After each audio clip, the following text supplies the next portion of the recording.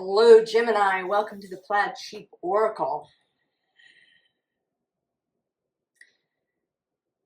Gemini, we're having quite a week. Your planet, Mercury, was just in the heart of the sun. Yesterday, September 13th, Mercury Kazimi. And in Virgo, which is Mercury's other home. Another thing that happened yesterday, and I mentioned it in the Scorpio reading, is that asteroid Pandora was conjunct the South Node. This implies something being revealed, the opening of the box, something previously hidden coming to light, being released, especially with the South Node, which are these things that are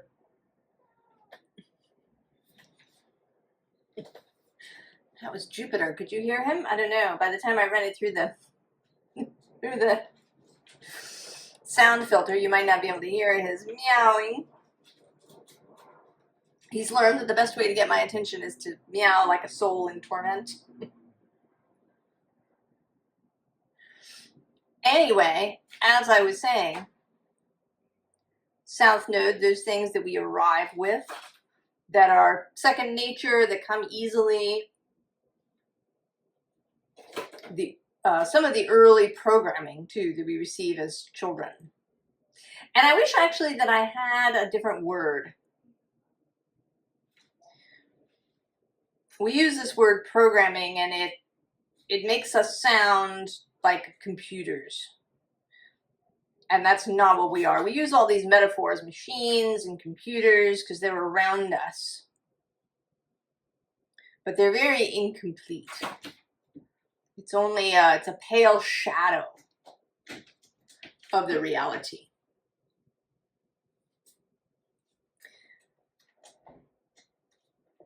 It's more the soil that we grew up in.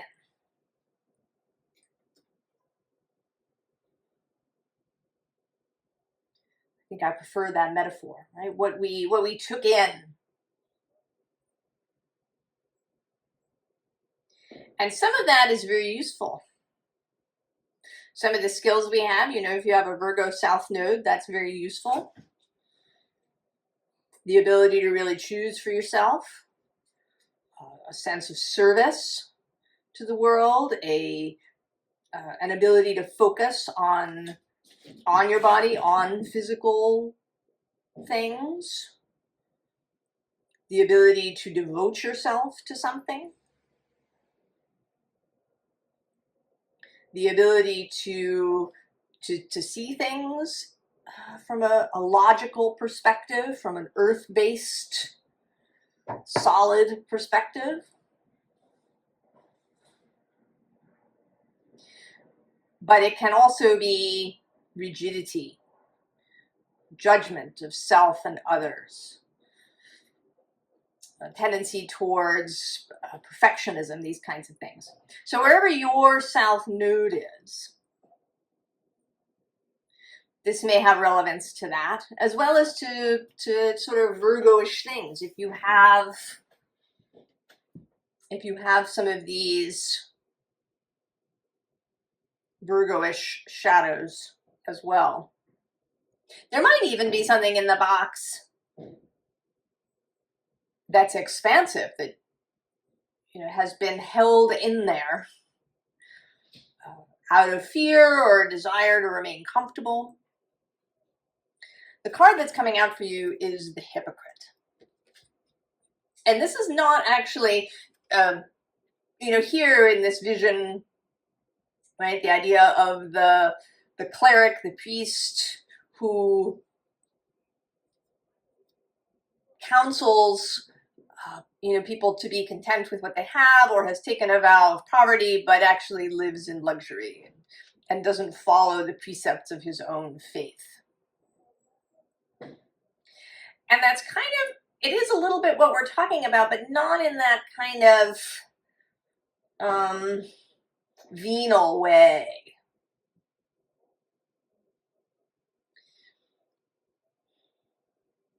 This is more about your own self and what you say to yourself. That you've been telling yourself that you believe in X, Y, and Z. Maybe that you believe in your own skill, that you believe in your metaphysical power.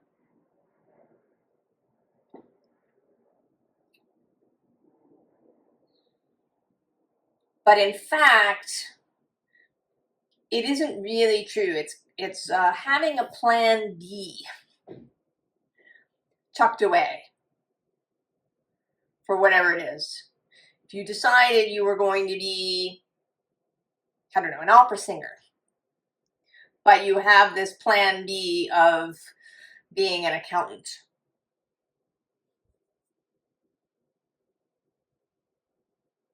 Or you're going to be an astrologer, but you have this plan B of being, you know, a programmer or an administrative assistant somewhere.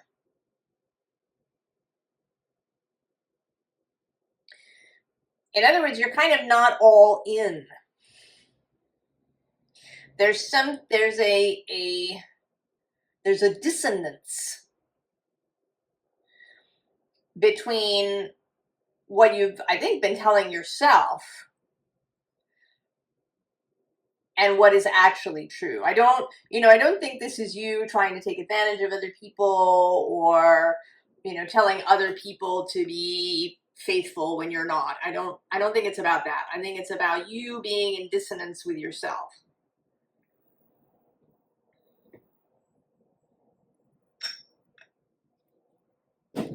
Because we have this green man and also actually the moon cat. Oh, and I'm seeing just now the dreamer.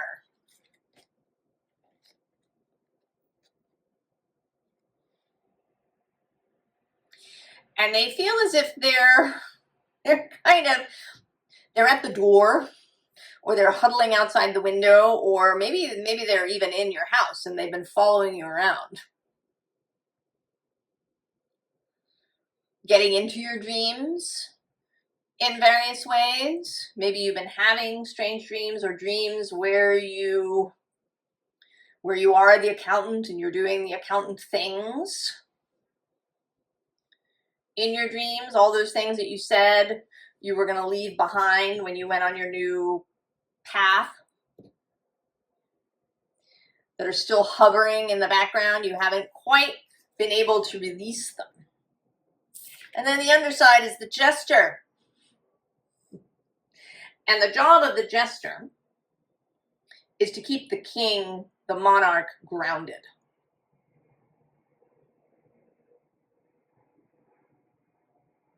By showing the monarch his faults, sending him up, roasting him.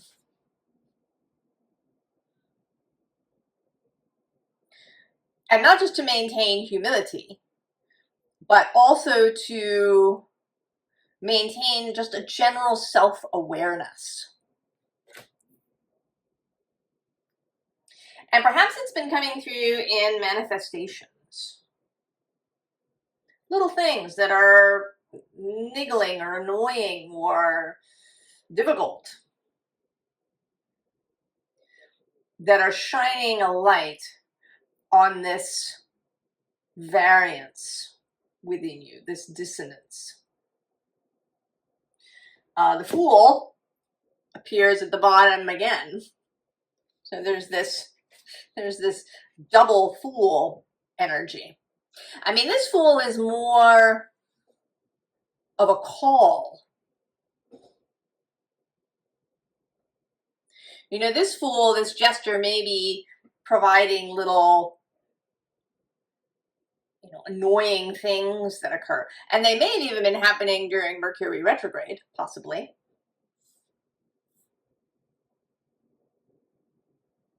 Maybe that now that Mercury is Kazimi, there usually is a Kazimi before and after a retrograde. And it seems to me that the post-retrograde Kazimi can provide real clarity about what was going on during the retrograde. Because sometimes during the transit, whatever it is, you can't. It's too much. There's too many things. The mind is confused. You need to simply put one foot in front of the other. I certainly had this experience with Pluto squaring my sun. That was the first year of that was really, whew, I had no idea what was going on. So that can be true. And then when you have this Kazumi moment, you can say, oh, now I see. I can look back, see where the glitches may have been happening, what was wanting to be seen. And then we have the Six of Air.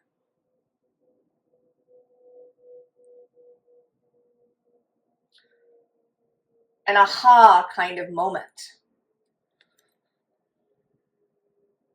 How it seems today is the wind picking up again. That the ship was becalmed for a long time. And then the wind picks up and rises and there's movement.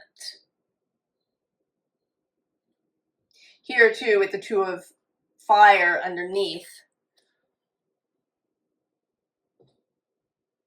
this is not a fast moving energy, this giraffe. And then there's the Three of Pentacles. And I'm seeing the Three of Pentacles as this trio of Green Man, Moon Cat, and Dreamer. Your guides, your fellowship, a combination of your soul, your heart, and source. Whatever you want to, I don't think it needs labels. However you want to see that, your spiritual family looking out for you, expecting you to begin moving.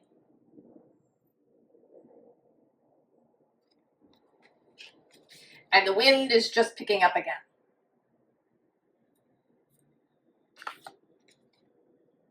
So we have the messenger of water. And this seems to me to be you, and then this message comes in. It's small initially, and it's in this watery realm of perhaps the Pisces full moon.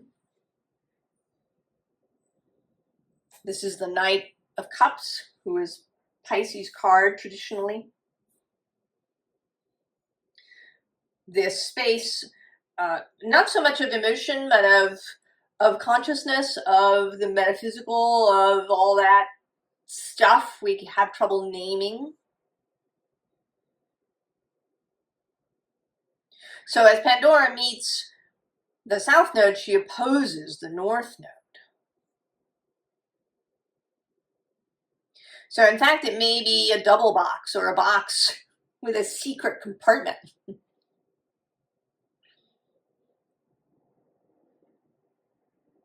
Also, both the Sun and Mercury met with the South Node a couple of days ago.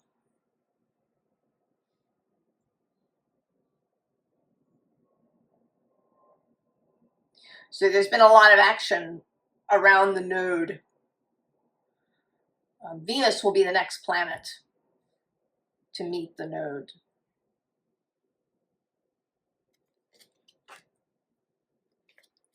And we have the moon.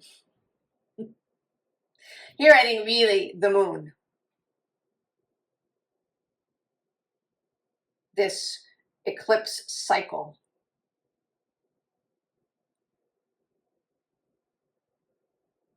If you're watching this at some distant point in time, it may be whatever eclipse cycle you've got going. or whatever moon cycle you're in.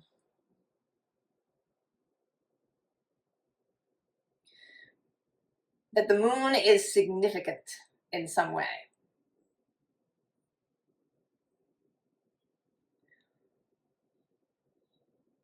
Access to the emotional, access to the dream space. The eclipse, the lunar eclipse, was mutually receptive with Jupiter in Cancer.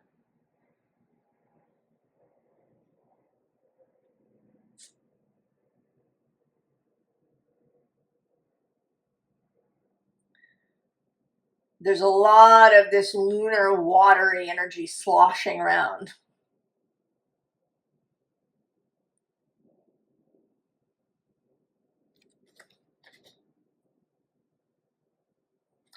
And there is also the Queen of Earth.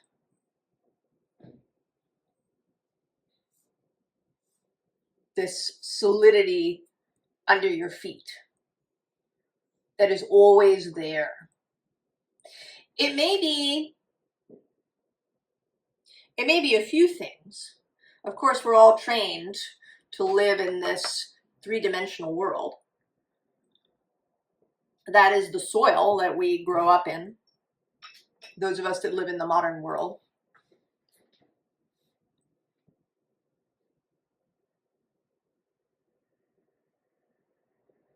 And we can get really attached to it and really convinced. It is really convincing.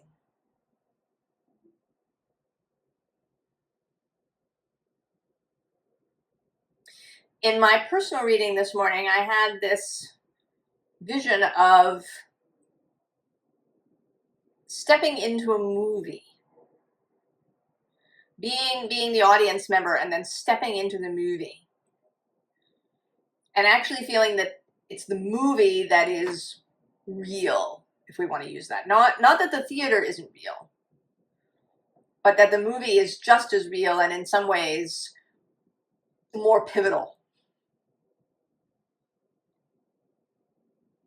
The theater exists because of the movie.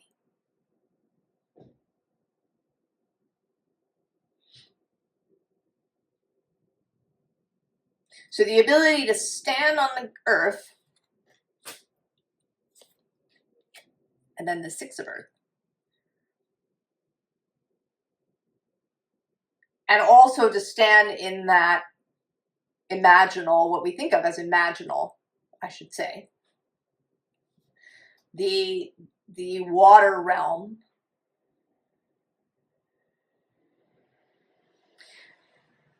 and to feel at ease that way. This may be really in this metaphysical spiritual sphere. It may be, in fact, that you are called to be an astrologer or a card reader or an energetic holistic healer in some way, to do Reiki or Barbara Brennan or Donna Eden or the myriad energetic systems.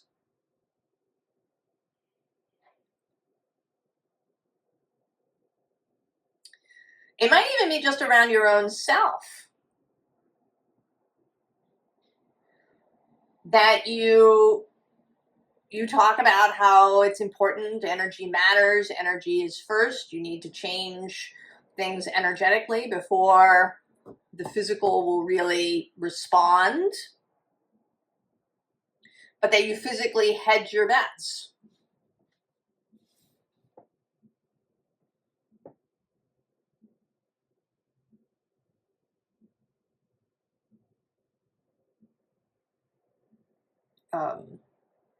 In whatever way that might be.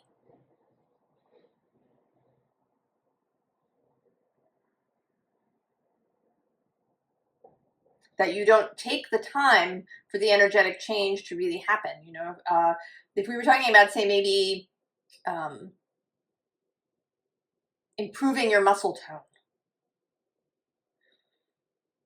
that there's a mental shift that wants to happen there, that you're, you know, that you are somebody who has really great muscle tone, that it's really possible to have that your body is fit and healthy and vibrant. but that you don't really sit in that. Maybe you have some affirmations that you say, or you do things, but then you go to the gym every day.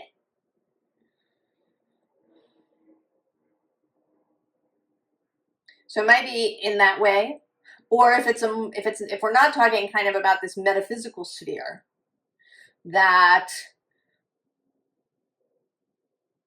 you know, you're going to be an artist or you're going to be something, but you know, you keep looking for jobs in accountancy. You know, you keep your eye open continually for things that pop up.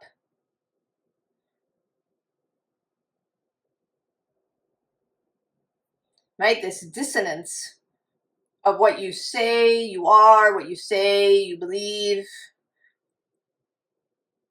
and then what you actually do.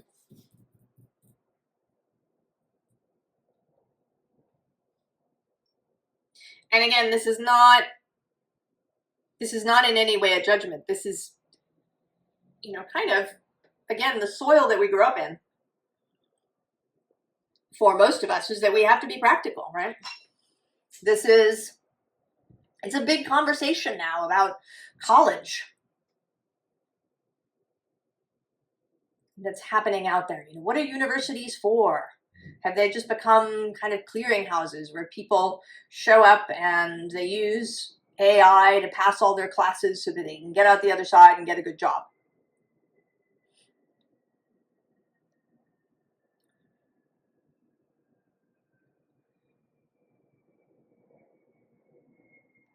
This is the space that we live in. It's not a space of contemplation or of nuance or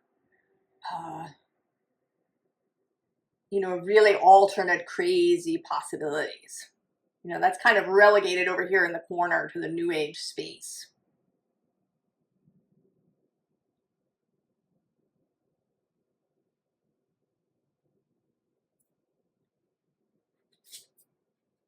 Right? The dancing in the fire.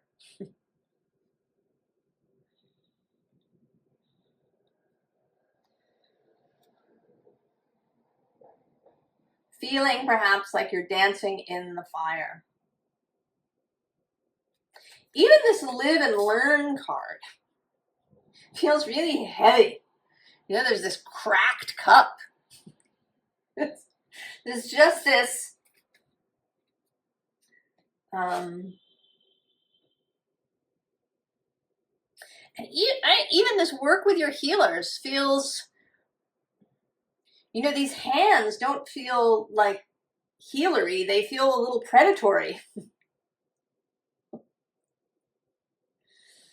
There's kind of a trapped feeling. You know, change your story. Expect the best. But this, right, this feels like you're inside. That you're trapped. Maybe it's you, actually, now that I'm seeing this, you inside that box that Pandora is going to open. That you've been in the box and all you've been able to do is to look out through the keyhole.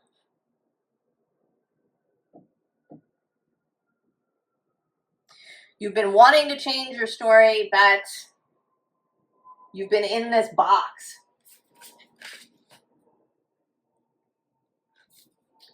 But now there's help from beyond. This cosmic shift. And perhaps also the accumulation of all of your life experience. I would never discount that.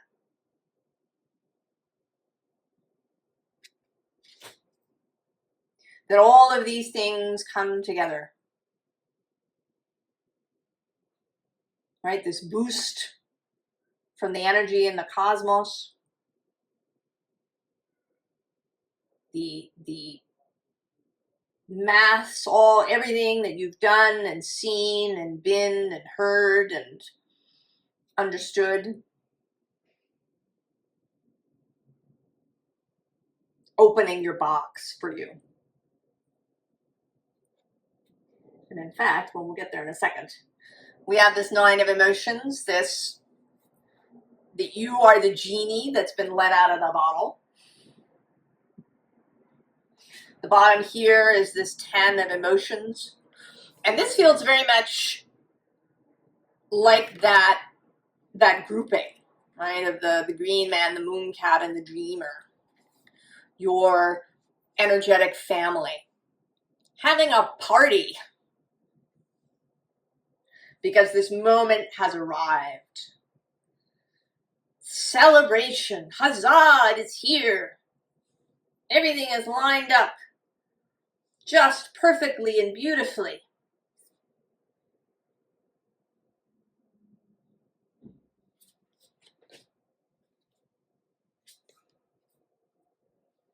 We have this, you know, this being you and this call to go through the door. If there's been any, you know, the box is open. Go through the door. Also, this Queen of Materials repeating. She always seems like she's daring you. She's daring you. You know, right, that she's leaning in through the keyhole. Or maybe now through the lid that's ajar.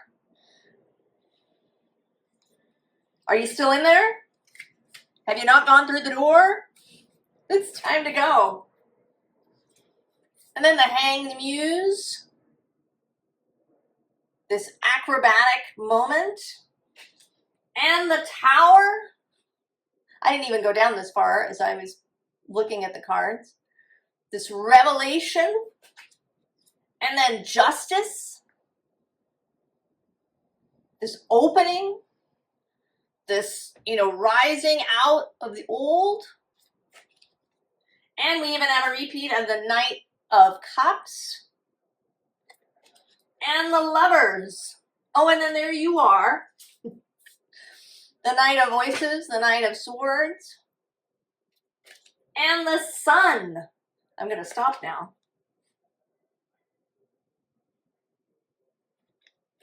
Then this. You're coming out. You are coming out. You are in the box. And you are coming out.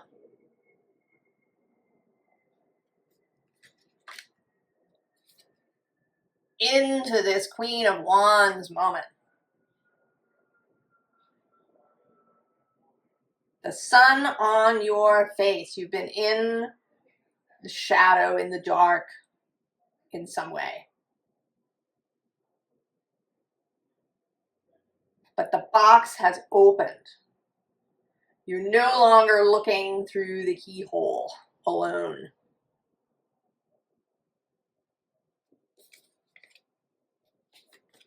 And then we get this 8 of Inspiration, fast movement, followed by even faster movement of the Knight of Inspiration. Exuberance, vitality,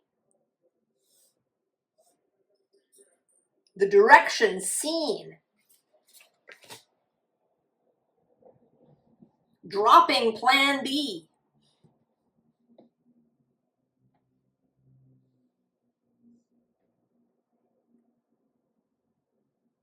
And then this final row is extreme emphasis. The High Priestess, the Hanged Man, the bottom of the deck, the Moon. Right? This feels again as, you know, maybe the Green Man, the Moon Cat, and the Dreamer.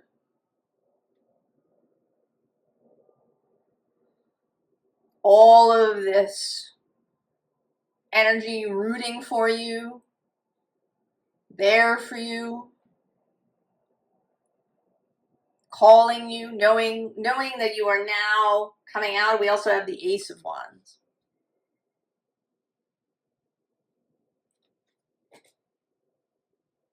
lots of fire. Fire and water. I mean, the moon, the high priestess, and the hanged man are all very watery. Associated with Pisces, with Neptune, with the water element. The high priestess is associated with the moon in tarot.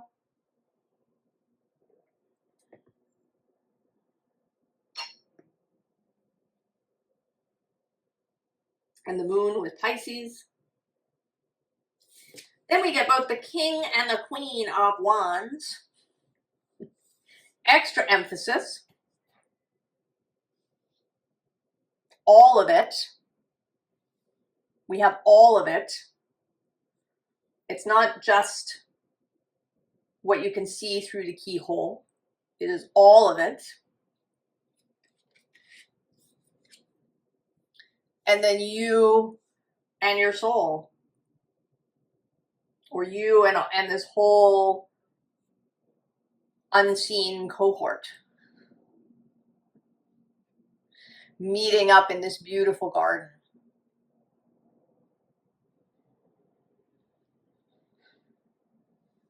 And this balance, this ability here with water and earth to stand in both of those places. To be fully committed to whatever the water is for you, whether that's really the metaphysical, spiritual realm, or whether it's a profession, a life that is that's very fluid, that's very creative, that's very heart-driven, heart called to. Whatever that water is for you. And then the earth, you know, our purpose is not to leave the physical behind. We want to enjoy it. We want to have fun. We want to, have our hands in the clay.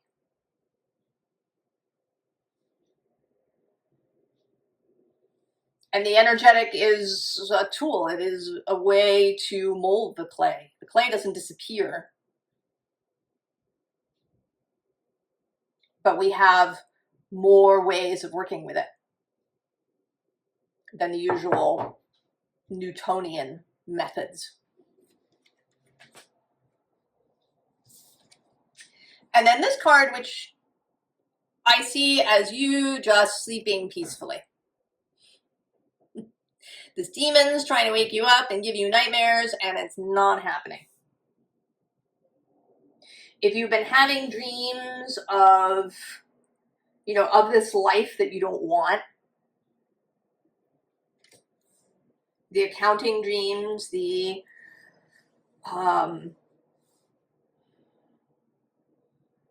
the kind of gray scale, beige, cubicle,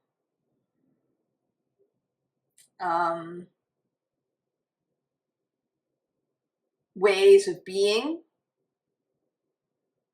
where there's no juice. It isn't, I use accounting, but accounting could be really exciting. If you have a mind that revels in numbers and in, lining them up beautifully and having everything work out, it could be really fulfilling. But not if it's, in a kind of gray space. Or, this beige space. Or maybe a space where you don't, maybe an entirely digital space where you never meet your clients. Where you never go to their businesses and see what it is that they do. Where you just get all their digital forms downloaded and it's just numbers and paper.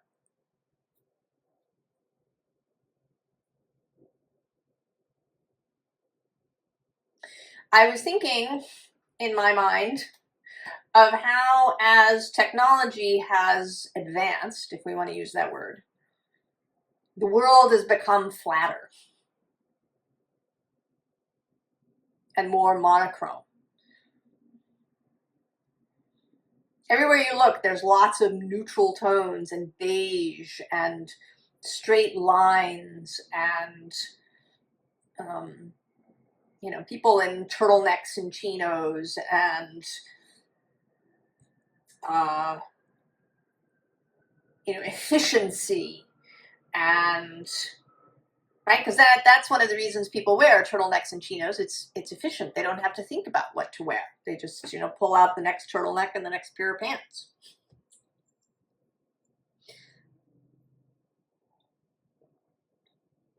You know, we hand over more and more of the juiciest bits of things. I saw a wonderful little quote from someone who said they didn't want AI to do their writing for them. What they wanted was AI to do, you know, the laundry and the dishes so that they could do the writing. So, I mean, I would argue that there is some juice in the laundry and the dishes, but, you know, we're handing over more and more of ourselves, and that we're kind of left with this beige shell. Formal advice. We have the Hermit, and then at the underside is this Prince of Cups. So Virgo and Pisces. Also, in some ways, the sort of the inner life, and then the outer life, groundedness and imagination. So many different things coming together and working together.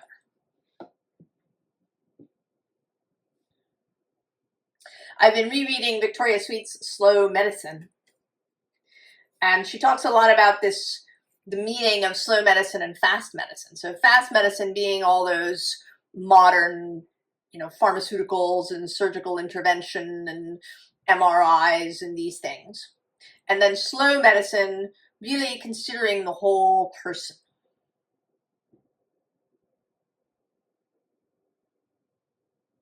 Taking things slowly, doing a real proper examination of the body.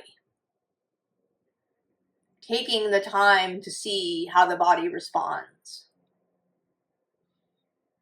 Moving things out of the way to enable thriving. And that it's best that you combine these two things. Sometimes you need the fast medicine, or some element of the fast medicine. And then there's ways of combining the finding the fast and the slow and the fast. And so we have Temperance.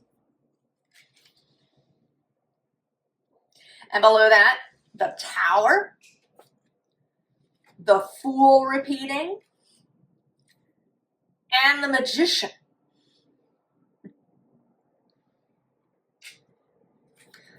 Right? There's all of this cosmic major arcana energy. And then we also actually have the Two of Staves, Two of Wands, here in a lovely expectant feeling. There's no impatience here. There's a knowing that the next thing is arriving and will dock. And then you'll be ready. Queen of Wands. And I'm actually going to go one more because it's here. Death.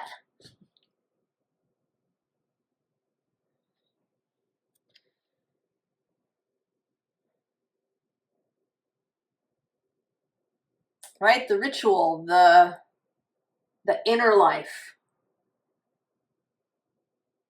in this particular death card. And in fact, the Six of Sacred Circles repeating. Six of Pentacles. Here with the potlatch tree, where you leave if you have and you take if you need. I'm going to have to go two more. The Ace of Swords. The new clear vision. The dedication to the new clear vision with this Seven of Staves. And then Justice. Oh, look, and the Six of Cups.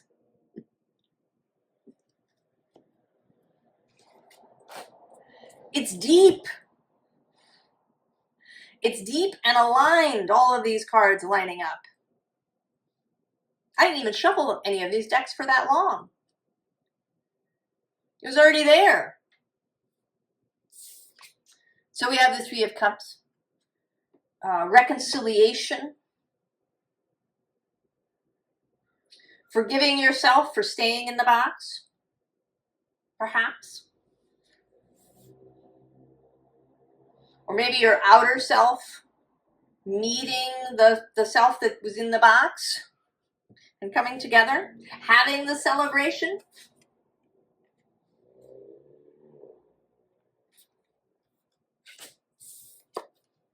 Five of Sacred Circles, this too, you know, going to the place in the box, going to those places that maybe you've been avoiding, that are, you know, outside the village, that is to say outside normal, what we think of as normal in quotes. The Two of Swords, the choice, the decision to go. And then the Eight of Sacred Circles. Settling down to the new work. Joyfully.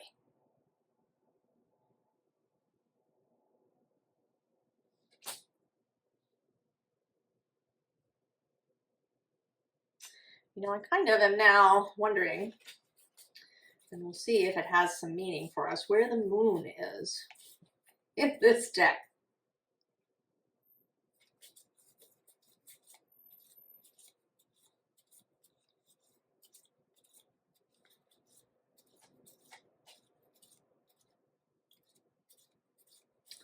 Where are you, moon?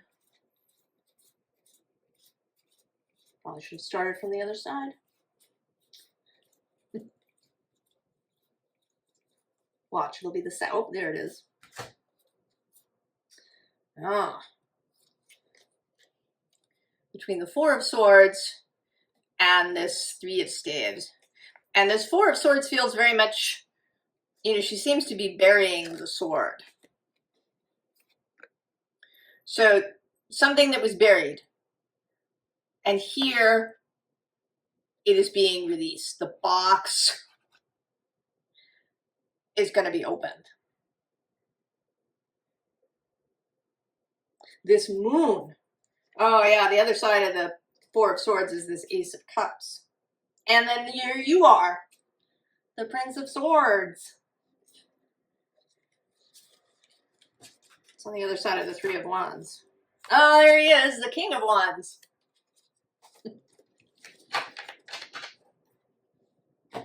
So this moon, the moon is significant.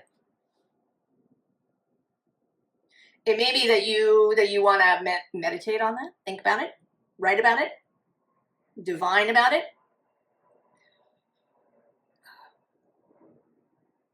Go and look at the moon. It's a little tricky now because she's approaching the final leg before the new moon in a week. So she's in her final quarter. Not as easily seen.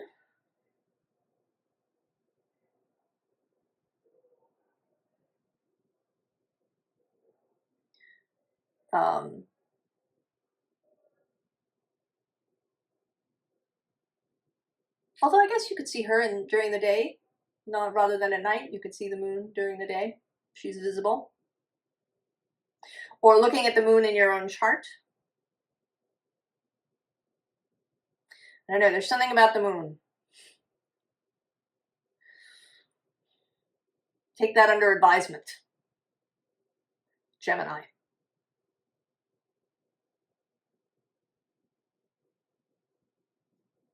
I hope that this is clear. I hope that it's exciting. I hope that it feels like a really great change is happening for you. I wish you all the very, very best. And I will see you next time, Gemini. So long.